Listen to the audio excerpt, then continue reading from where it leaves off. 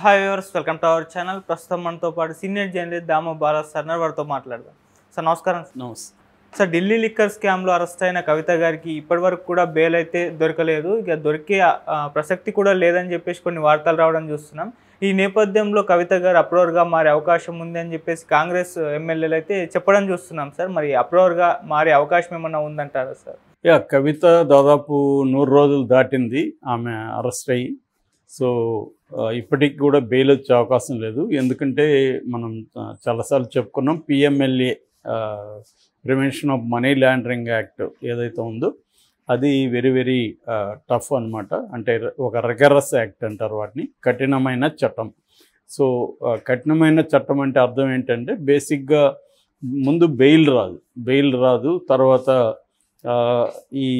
ఈ చట్టాన్ని ఉపయోగించుకొని ఇన్వెస్టిగేటివ్ ఏజెన్సీలు, ప్రధానంగా ఈడీ అండ్ సిబిఐ, జనరల్గా వీళ్ళు ఏం చేస్తుంటారంటే టాక్టిక్స్, ఎప్పటికి కూడా ఫైనల్ ఛార్జ్షీట్ అనేది వేయకుండా అనుబంధ ఛార్జ్షీట్లు వేస్తూ ఉంటారు. దానివల్ల వీళ్ళకి బెయిల్ రావు, కేసు కన్క్లూజివ్గా చేయకపోవడం వల్ల ఏమవుతుందంటే కేసు ఇంకా ఇన్వెస్టిగేషన్లో ఉంది, ఈమె బయటికి వెళ్తే సాక్షుల్ని సాక్ష్యాధారాలను తారుమారు చేస్తారని చెప్పి కోర్టుల్లో వీళ్ళు వాదిస్తారు. మామూలుగా కోర్టులు ఐపీసీ లేదా సిఆర్పిసి వీటి కింద బెయిల్ ఇవ్వాలనుకుంటే కొంత కోర్టులు చొరవ తీసుకొని ఇవ్వచ్చు. ఎందుకంటే ఈ కేసు ఎక్కువైంది, ఇంతవరకు ఫైనల్ ఛార్జ్షీట్ వేయలేదు కాబట్టి, ఇన్వెస్టిగేటివ్ ఏజెన్సీలు లేట్ చేస్తున్నాయి కాబట్టి అంతవరకు ముద్దాయి లోపల ఉండడం కరెక్ట్ కాదు అని కన్విన్స్ అయితే వాళ్ళు ఇవ్వచ్చు. మన చంద్రబాబుకి ఇచ్చారు, చూసాం.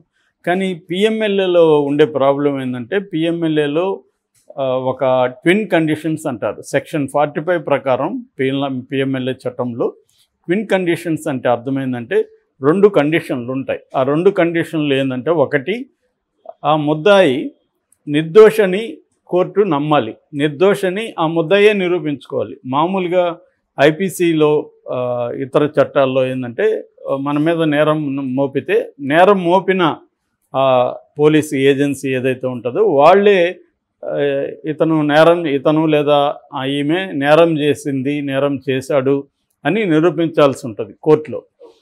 అంటే బర్డన్ ఆఫ్ ద ప్రూఫ్ అంటారు. Burden of the proof investigative agency మీద ఉంటుంది. కానీ ఈ చట్టంలో బర్డన్ ఆఫ్ ద ప్రూఫ్ ముద్దాయి మీద ఉంటుంది. నేను నేరం చేయలేదు అని నిరూపించాలి.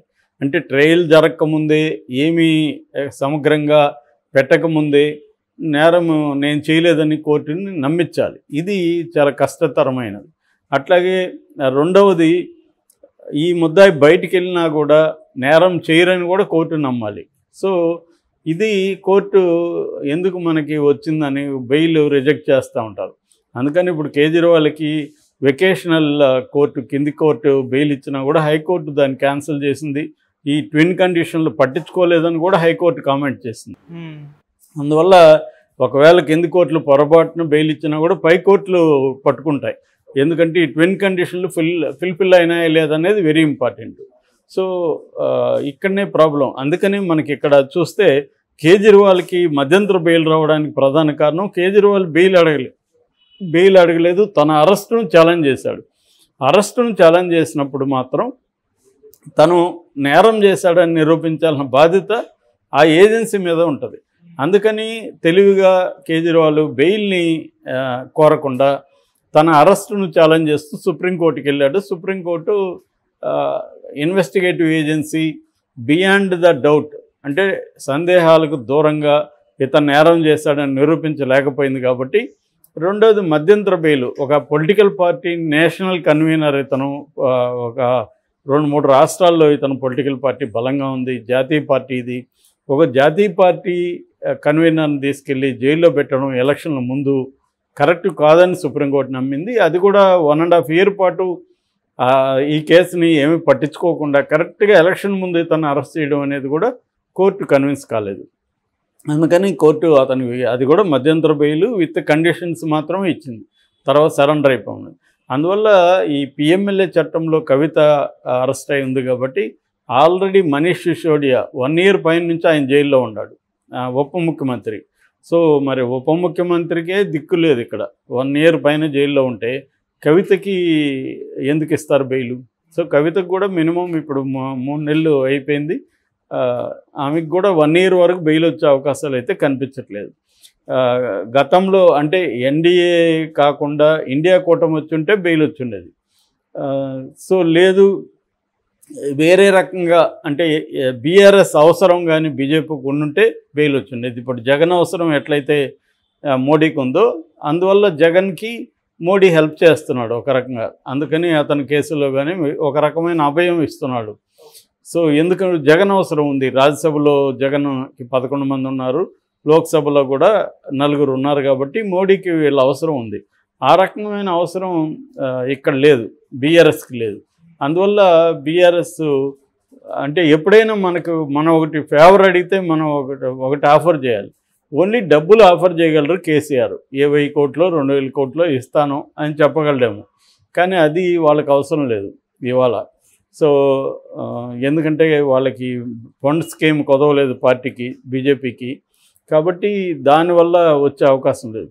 అందువల్ల ఇప్పుడు ఇమీడియట్గా బెయిల్ రావాలంటే ఒకే ఒక పాజిబిలిటీ. ఆ పాజిబిలిటీ ఏంటంటే అప్రూవర్గా మారిపోవడం. ఈ కేసులో చాలామంది ఆల్రెడీ అప్రూవర్గా మారిపోయారు. శరత్ చంద్రారెడ్డి కావచ్చు, వీళ్ళ కవితకి ఎక్స్ సిఏ ఆయన కావచ్చు, తర్వాత ఆయన ఎవరు మాగుంట శ్రీనివాసరెడ్డి కొడుకు రాఘవరెడ్డి కావచ్చు, వీళ్ళందరూ కూడా అప్రూవర్లుగా మారిపోయారు. కాబట్టి వాళ్ళకి బెయిల్ వచ్చేసి బయట ఉన్నారు. మనం చూసాం వివేకానంద రెడ్డి హత్య కేసులో కూడా దస్తగిరి అప్రూవర్గా మారిపోవడంతో అతనికి బెయిల్ వచ్చేసింది, బయట ఉన్నాడు.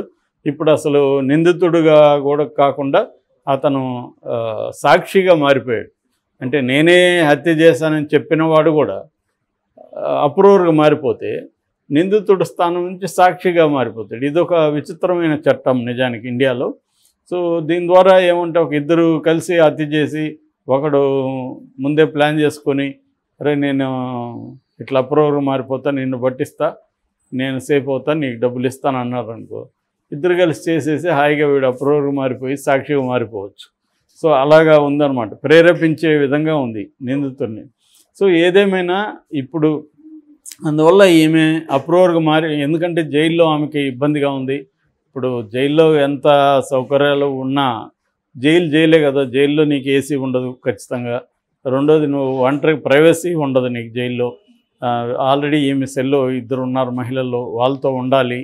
రెండోది ఈమెకు ఒక లైఫ్ స్టైల్ అలవాటైంది, పిల్లలతో ఉండడం, పిల్లలతో చూసుకోవడం, టీనేజ్ పిల్లలు ఉన్నారు. సో భర్తతో ఉండడం ఇవేవి లేవు కదా అక్కడ. సో జైలు అనేది ఖచ్చితంగా ఆ 4 గోళ్ల మధ్య నువ్వు జీవించాలి. ఎంతసేపు పుస్తకాలు చదువుకుంటావు? ఇంక వేరే టీవీ అంటే కూడా ఎక్కడో పెట్టి ఉంటారు, అందులో వాళ్ళు పెట్టిన ఛానల్స్ 4-5 ఛానల్స్ వస్తాయి తప్ప నీ ఇష్టం వచ్చింది ఉండదు. నీకేదో సినిమాలు చూడాలనిపిస్తుంది, అవేమి ఉండదు. ఇలా ఒక రకమైన రిస్ట్రిక్టెడ్ లైఫ్ని నువ్వు లీడ్ చేయాలి. రెండోది అంటే నేను 8 మంత్స్ ఉన్నాను కాబట్టి నాకు ఐడియా ఉంది. జైల్నెస్ అంటారు, జైలుతనం. నీకు అన్నీ ఉన్నా జైల్నెస్ అనేది నిన్ను సఫోకేషన్కి గురి చేస్తుంది. జైలు ఎక్కువ రోజులు ఉండాలంటే ఒక రకమైన పిచ్చి పట్టినట్టు అవుతుంది.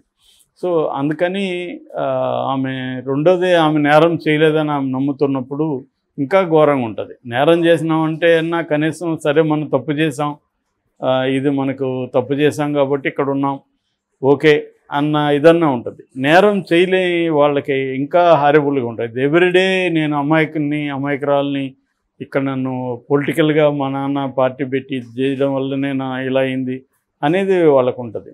సో ఈ కాంటెక్స్లో ఇప్పుడు కేసీఆర్ కూడా ఏం చేయలేని పరిస్థితి. అందుకని ఆమె అప్రూవర్గా మారిపోతే బెయిల్ వచ్చే అవకాశం ఉంది. ఇప్పుడు బీజేపీకి కూడా ఏం కావాలి? కవిత కంటే కూడా బీజేపీకి కేజ్రీవాల్ని ఎక్కువ రోజులు జైల్లో ఉంచడమే కావాలి. ఎందుకంటే ఈ 2 లోపల ఎలక్షన్లు వస్తున్నాయి ఢిల్లీలో, అసెంబ్లీ ఎలక్షన్లో. అప్పటి వరకు కేజ్రీవాల్ని ఇట్లా పెట్టి కేజ్రీవాల్ అవినీతి పరుడు అని ప్రచారం చేస్తే ఢిల్లీ అసెంబ్లీ కూడా తమ కైవసం అయ్యే అవకాశం ఉంది వాళ్ళకి. అందుకని దాని ద్వారా వాళ్ళకి రేపు రాజ్యసభ మెంబర్స్ కూడా పెరిగే అవకాశం ఉంది. కాబట్టి వాళ్ళు మ్యాక్సిమం ఏం చేస్తారంటే కేజ్రీవాల్ని బయట రానియకుండా చూసుకోవాలి. అలాగా కవిత కానీ అప్రూవర్గా మారితే ఇంకా కేసు స్ట్రాంగ్ అవుతుంది. కేజ్రీవాల్కి బెయిల్ అనేది ఇప్పట్లో రాదు. ఆల్రెడీ నిన్న సిబిఐ కేసులో కేజ్రీవాల్కి మళ్ళీ 14 రోజులు రిమాండ్ వచ్చింది. ఆల్రెడీ ఈడీ కేసులో ఆయన ఉన్నాడు. కాబట్టి కవిత, అందుకని కవిత ఎక్కడ అప్రూవర్ మారిపోతుందని కేసీఆర్ భయపడి తన కొడుకుని పంపించాడు ఢిల్లీకి అని. ఇప్పుడు నిన్న హరీష్ రావు కూడా వెళ్ళాడు, మారద్దని చెప్తున్నారని అంటున్నారు. ఈయన కాంగ్రెస్ ఎమ్మెల్యే శ్రీనివాసరెడ్డి ఇప్పుడు బాంబు పేల్చాడు నిన్న, ఆమె అప్రూవర్గా మారిపోతుందని నిన్న చెప్పాడు ప్రెస్ మీట్లో. మరి ఇది ఎంత నిజమనేది తెలియదు, కానీ పాజిబుల్ అంటే పాజిబుల్ అయితే ఉంది. Okay sir, thank you so much.